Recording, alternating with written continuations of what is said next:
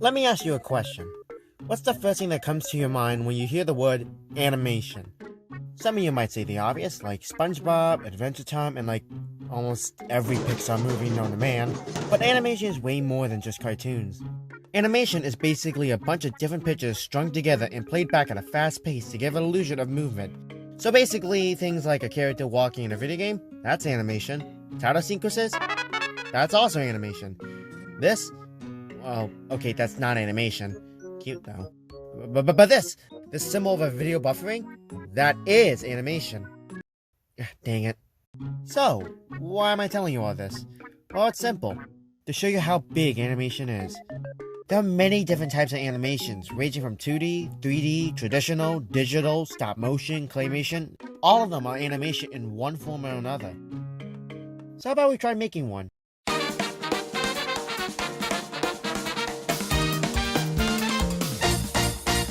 Okay, to start off, let's animate something simple.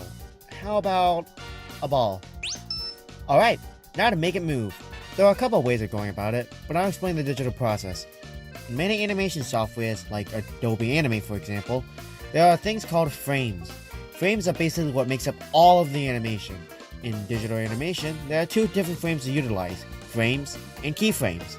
Keyframes are the frames where the art changes slightly, while frames are just the previous keyframe. When wanting to make a new unique frame, make sure you use keyframes. Once you do that, you then want to move the circle to the right just a little bit. After that, make a new keyframe and drag the circle a little bit again.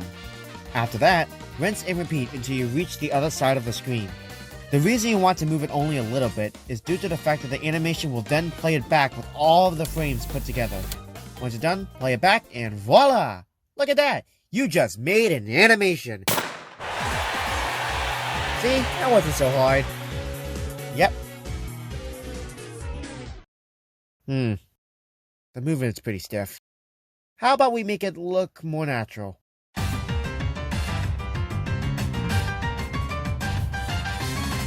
Okay, let's go back to the first frame. Instead of moving it this far, how about we move it just a little bit? Then in the next frame, we move it a little more. And then the next frame, a little more. What we're basically doing is something called easing. Easing is when you slowly ease the movement in or out, and will gradually get faster or slower as it continues. See? Looks much more natural. As you can tell, easing is used to make animation look and feel more natural when moving. You don't want your character to move like they're robots. Unless they are a robot.